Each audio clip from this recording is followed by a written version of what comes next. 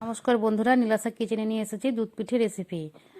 তো বন্ধুরা, আপনারা কেমন আছেন? আশা করি ভালোই আছেন। আজকে তো মকর সংক্রান্তি, তো যাই হোক, আজকে সব ঘরে ঘরে পিঠে তৈরি হবে। তো আজকে আমি দুধ পিঠে রেসিপি নিয়ে চলে এসেছি। তো চলুন শুরু করি দুধ পিঠে রেসিপি। তো এই পিঠেতে কি কি লাগে? প্রথমে আমি সেদ্ধ চালের গুঁড়ি নিয়েছি। বাড়িতে এই চালটাকে ভালো করে ধুয়ে ভালো করে চালটা ঝরঝরে করে পাটাতে পিষে নিয়েছি।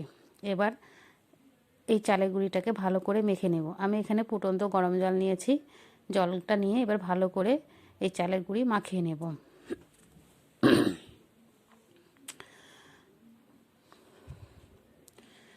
তো প্রথমে জল দিচ্ছি আর চালের গুঁড়িটা ভালো করে মাখিয়ে দিচ্ছি। দেখতেই পাচ্ছেন অনেকটা মাখানো হয়ে গেছে। এর থেকে ভালো করে আরেকটু জল দেব আর নরম নরম করে মাখিয়ে নেব। আর এর পুর দেওয়ার জন্য আমি নারকেল কুড়িয়ে খেজুরের গুড় দিয়ে ভালো করে পুর তৈরি করে নিয়েছি। আগে থেকে ওটা তৈরি করে রেখে দিয়েছি। এবার আমি ময়দাটা মাখিয়েই ভালো করে পুর তৈরি করে পুর ভরে পিঠেটা তৈরি করে নেব। এবার এখানে আমি গোল গোল করে পুর ভরে পিঠে তৈরি করছি। এভাবে গোল করে রেখেছি। গোল করে এভাবে হাতের সাহায্যে চাপ দিয়ে গোল করে নেব। গোল করে এটা ফেটে গেল, তার জন্য আমি আর একটা গোল করে নিচ্ছি। লেচি কেটে কেটে আবার গোল করে যে নারকেলের পুরটা তৈরি করেছি সেই পুরটা দিয়ে ভালো করে মুখ মেরে দেব, যাতে দুধ ফোটানোর সময় পিঠা থেকে পুর না বেরিয়ে যায়। পুরটা আগে থেকে অনেকক্ষণ তৈরি করে রেখেছি, তাই ঠান্ডার চাপ হয়ে গেছে। ঠান্ডাতে অনেকটাই চাপ হয়ে গেছে। এবার পুরটা দিয়ে দিলাম। পুর দিয়ে এবার মুখটা ভালো করে বন্ধ করব। ভালো করে মুখটা বন্ধ না করলে পরে পুরগুলো বেরিয়ে আসবে আর পিঠেটা পুরো ফেটে যাবে। তো এইভাবে আমি প্রত্যেকটাই লেচি কেটে পিঠা তৈরি করে নেব। তারপরে ওভেনের কাছে যাব। এখানে কিছুটা থালাতে বানিয়েও নিয়েছি আর বাদবাকিগুলো এবার বানিয়ে নিচ্ছি। বানানোর পরে এবার চলে গেলাম ওভেনের কাছে। এখানে আমি 4 কেজি দুধ নিয়েছি। দুধটাকে ভালো করে গরম করে নিচ্ছি। দুধটা যখন ভালোভাবে ফুটে উঠবে তখন আমি পিঠেগুলোকে একটা একটা করে দুধের মধ্যে দিয়ে দেব।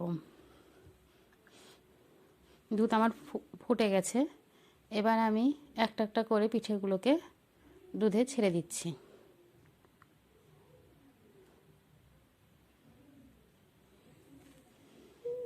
এইভাবে আমি প্রত্যেকটা পিঠে একটা একটা করে দুধের মধ্যে ছেড়ে দেব।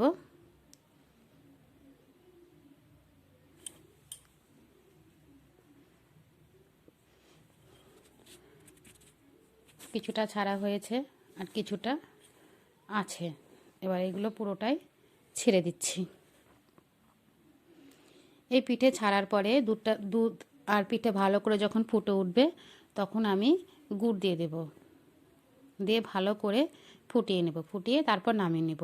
তো বন্ধুরা, আমার এই রেসিপি যদি আপনাদের কাছে ভালো লেগে থাকে অবশ্যই কমেন্ট করে জানাবেন, লাইক দিবেন এবং যারা আমার চ্যানেলে নতুন আছেন তারা অবশ্যই সাবস্ক্রাইব করবেন।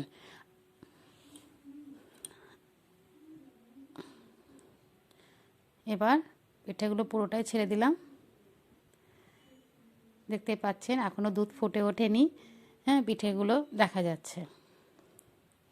এবার যখন দুধ ফুটে উঠবে তখন আমি গুড়গুলো দুধের মধ্যে দিয়ে দেব।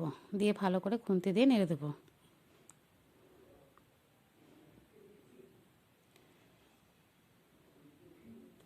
বেশি নাড়া যাবে না, তাহলে পিঠেগুলো ভেঙে যাবে। হালকাভাবে নেড়ে দিতে হবে চারিদিক দিয়ে।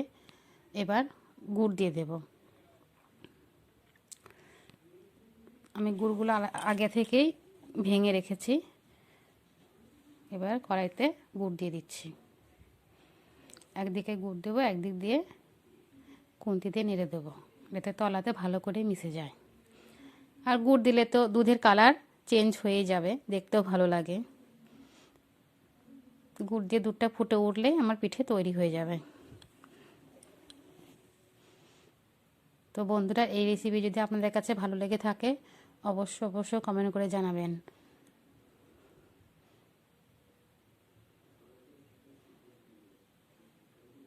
এবার খুন্তিতে ভালো করে নেড়ে দিচ্ছি। দুধের সাথে গুড়টা অনেকটাই মিশে গেছে।